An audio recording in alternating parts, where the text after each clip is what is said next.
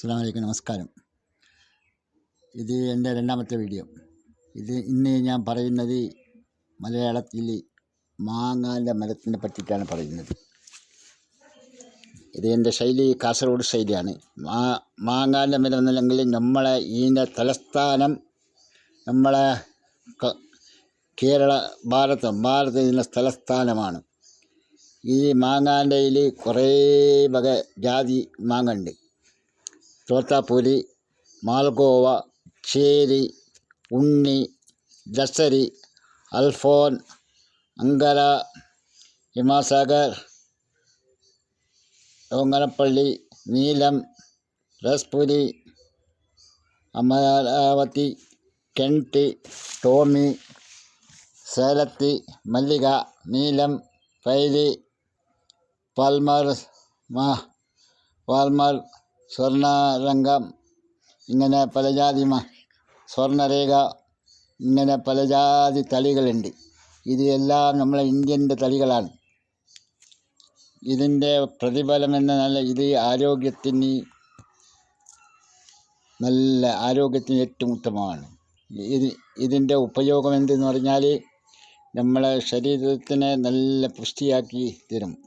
പിന്നെ ഇതിൻ്റെ തിന്നാൻ ഉപയോഗിക്കും, ഇതിന് ജ്യൂസായിട്ട് ഉപയോഗിക്കും, ലസ്സിയായിട്ട് ഉപയോഗിക്കും, ഐസ്ക്രീമായിട്ട് ഉപയോഗിക്കും, പിന്നെ സലാഡായിട്ട് ഉപയോഗിക്കും.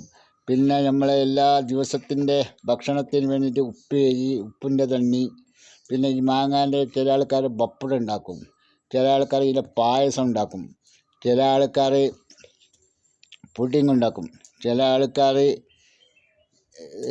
പല ജാതിയുള്ള സലാഡുകൾ, കേക്കുകൾ, പല പലഹാരത്തിനും ബ്രെഡ്, ഇങ്ങനത്തെ പല ഇതിലും ഇതിനെ ഉപയോഗിക്കും. ഇത് നിത്യം എല്ലാ ഇതും ആവശ്യത്തിൻ്റെ സാധനമാണ്. തിന്നിട്ട് ഇതിൻ്റെ കുരട്ടിയും കൂടെ, അതിൻ്റെ ഉള്ളിലത്തെ ഭാഗം എടുത്തിട്ട് അപ്പം, കേക്ക്, ബിസ്ക്കറ്റ്, ഇങ്ങനത്തെ എന്തെല്ലാം സാധനങ്ങൾ ഉണ്ടാക്കും. ഈ മാങ്ങാൻ്റെയും പല ജാതി ബിസ്ക്കറ്റുകൾ, കേക്കുകളെല്ലാം ഉണ്ടാക്കുന്നുണ്ട്. ഈ മാങ്ങ നമ്മുടെ ശരീരത്തിലേക്ക് അത്യാവശ്യമായ സാധനമാണ്.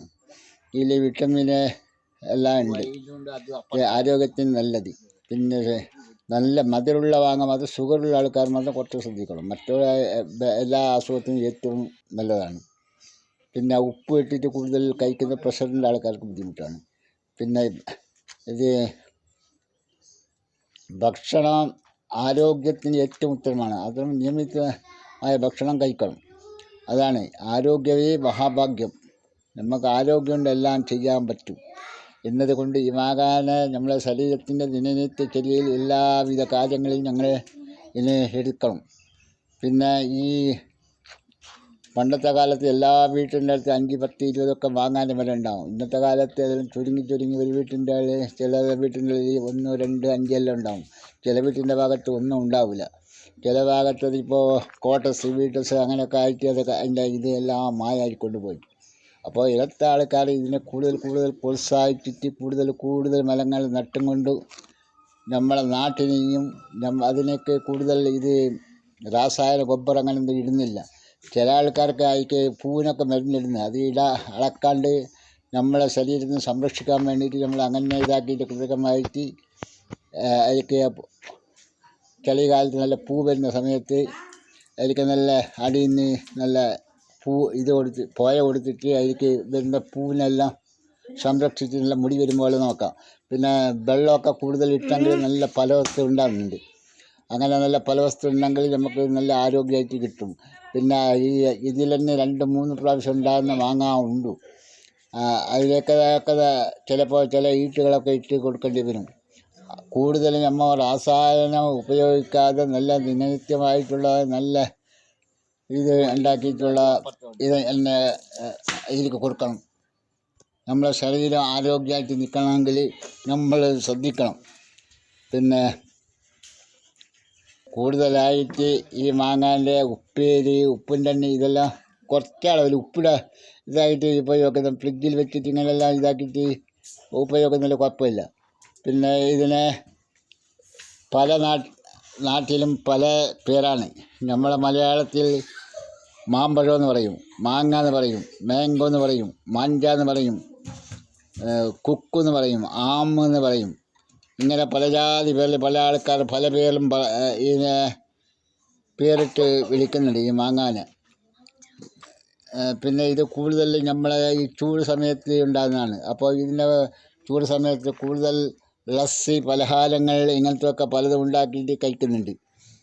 ഇത് നമ്മളെ ശരീരത്തിന് നല്ല ഇല്ല ഇതൊക്കെ എല്ലാ വളത്തിൻ്റെ തോലെടുത്തിട്ട് ഉള്ളിൻ്റെ ഭാഗം എടുത്ത് വെച്ചിട്ട് നമ്മളെ നാട്ടിലും പല നാട്ടിലും ജ്യൂസായിട്ടും ഫ്രഷ് മാങ്ങ ജ്യൂസായിട്ടും ഇതാക്കിയിട്ട് ഉണ്ടാക്കുന്നുണ്ട്.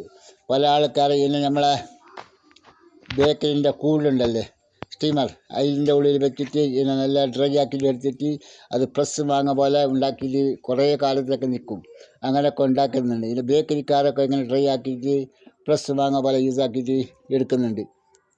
ഇത് ആരോഗ്യത്തിന് നല്ലതാണ്. മാംഗോ എന്ന് പറഞ്ഞാൽ ഏറ്റവും നല്ലതാണ്. ഞങ്ങൾ ചെറുപ്പത്തിലൊക്കെ കുറേ മാങ്ങ ഒരു കാറ്റ് വന്നാൽ ഇത് തിളപ്പളപളന്നിട്ട് ആ കാട്ടുമൊക്കെ തിളപളാന്ന് വീണോണം. അപ്പോൾ ആൾക്കാർ കൂടുതലായിട്ട് ഓടിച്ച് കുട്ടികളിരിക്കുമ്പോൾ സ്കൂളിൽ പോകുന്ന കുട്ടികളൊക്കെ ഓടിച്ചെന്ന് കളിക്കും. പിന്നെ പണ്ടത്തെ കാലത്ത് കുട്ടികളൊക്കെ കല്ലെറിഞ്ഞാൽ ഭയങ്കര ഇഷ്ടം, മാങ്ങ കല്ലെറിയുന്നതായിരുന്നു. അപ്പോൾ ഇങ്ങനെ മദ്രസക്ക് പോകുന്ന കുട്ടികളും സ്കൂളിൽ പോകുന്ന കുട്ടികളൊക്കെ മാങ്ങ കല്ലെറിഞ്ഞിട്ട് മാങ്ങ ഇന്നാതെ ഒരു കംപ്ലീറ്റ് ഇല്ലാതെ കുട്ടികളിരിക്കില്ല അന്നത്തെ കാലത്തൊക്കെ. പിന്നെ ഇതിനെ കൂടുതൽ ഇതിനെ നിത്യം സേവിക്കണം. പിന്നെ